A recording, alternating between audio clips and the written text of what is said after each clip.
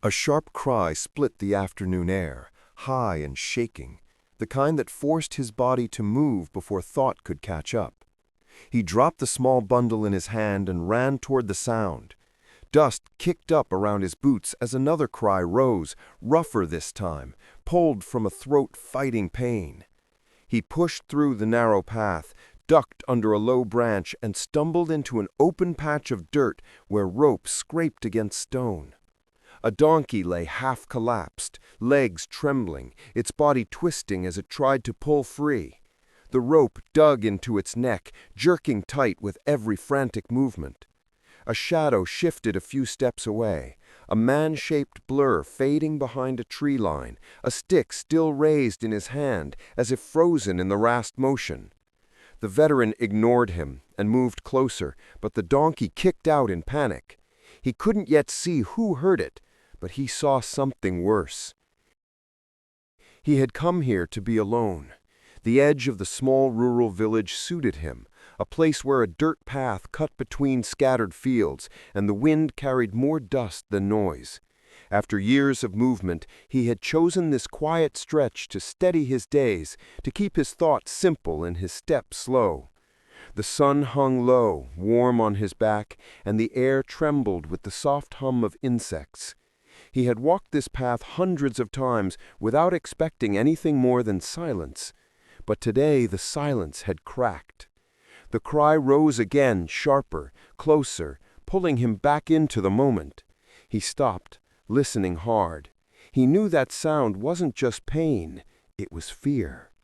He moved without thinking, the old training taking over as he dropped to one knee beside the donkey. Its legs shook under its own weight, each breath broken and shallow.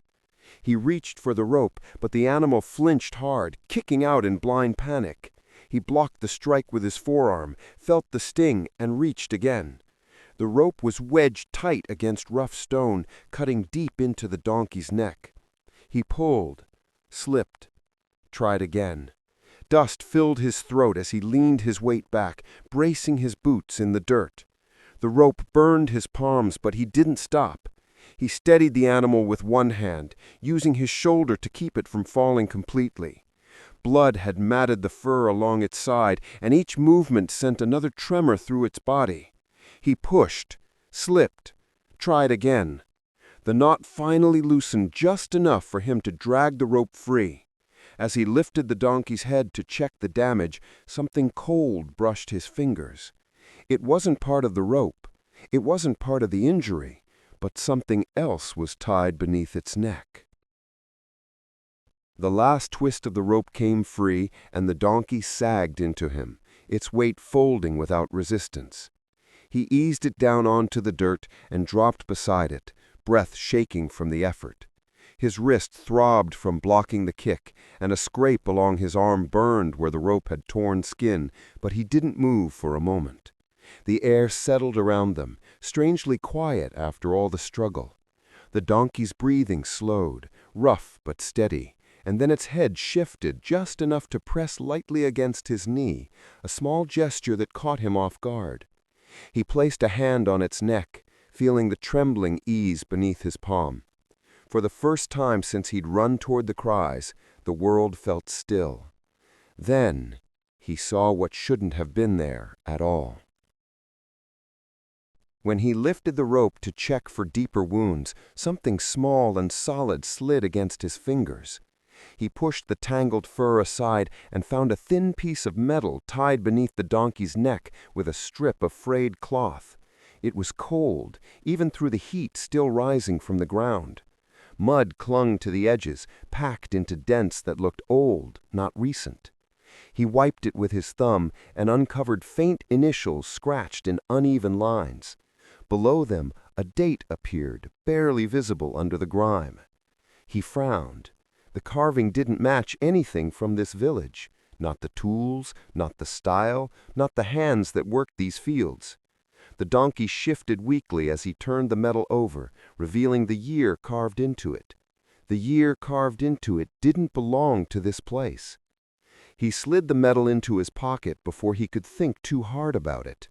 The weight felt wrong, as if it carried more than a simple marking. He glanced around the empty path, wondering if someone had tied there on purpose, if this was meant to be found.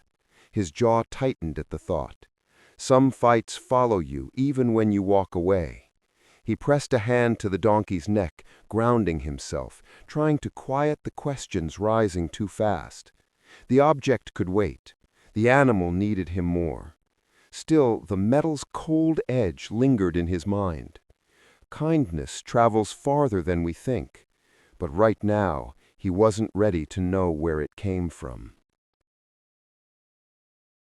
He guided the donkey slowly toward his small shed, keeping a hand on its shoulder as its steps wavered.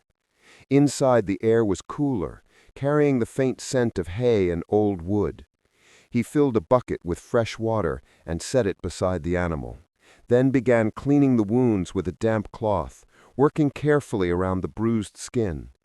The donkey stood still, barely flinching, as if it had already decided to trust him.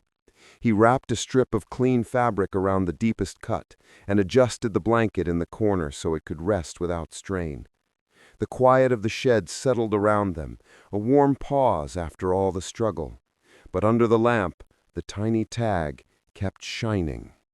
He waited until the donkey settled into a slow, steady breath before reaching for the old logbook he kept on a high shelf. The cover was worn from years of moving from place to place, the pages filled with names, dates, and the small notes he had written during missions he rarely spoke about. He laid the metal tag beside it and flipped through the entries, searching for something that felt familiar. Halfway through, a symbol drawn in the margin caught his eye, the same uneven marking carved into the tag. He traced it with his thumb, remembering the relief team that used it, the village where they had delivered supplies, and the family he had tried to help during a season of drought and unrest. The initials on the tag matched the name of a young boy who had insisted on caring for the animals while the adults rebuilt their homes. He had promised to check on them before leaving, but the mission had been cut short. Now, years later, this injured donkey stood in his shed with the same mark tied beneath its neck. The symbol was from a place he had left behind. He sat back on the stool, the logbook open in his lap, and looked at the donkey resting under the dim lamp. The memories settled slowly, like dust drifting after a long breath. This animal wasn't random. It had belonged to the same family he once helped during a hard season, the same family whose boy had carried water to the animals every morning and insisted on feeding them before himself. He remembered the boy's quiet smile, his determination, and the promise he had made to return. But he never did. The mission had moved on, and life had pulled him toward other places, leaving that village behind without a proper goodbye. A cold gust slipped through the open shed door, stirring the dust on the floor the same way the wind had felt that day years ago. The donkey shifted its head and let out a low, tired cry, echoing the first sound that had pulled him down the path earlier. It struck him deeper now. Kindness travels farther than we think. This animal had carried a piece of that past across distance and time, arriving at his doorstep as if delivering a message he hadn't known he needed. Maybe he hadn't rescued a stranger at all. He walked back to the village the next morning with the tag in his hand and the donkey following at a slow, steady pace. People gathered as he reached the small house where the injured animal had come from. The owner stepped out, defensive, before a word was spoken, but the veteran didn't raise his voice. He didn't have to. He showed the wounds, the rope burns, the fading bruises.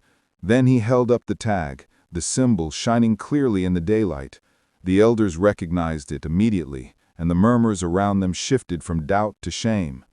He placed the tag on the old tree at the edge of the yard, the same kind of tree the boy in that distant village once tied his animals to with pride.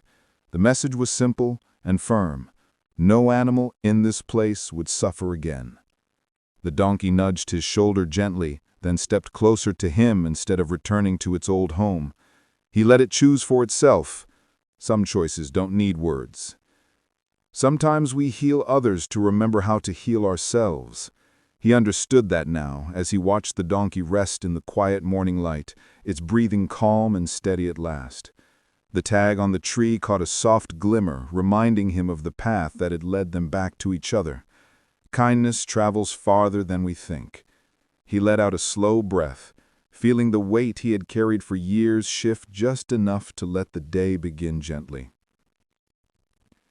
The next morning, another villager waited at his gate, standing quietly as the sun rose over the fields.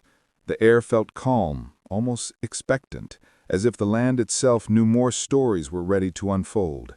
He stepped forward, steady and unhurried, letting the new day settle around him.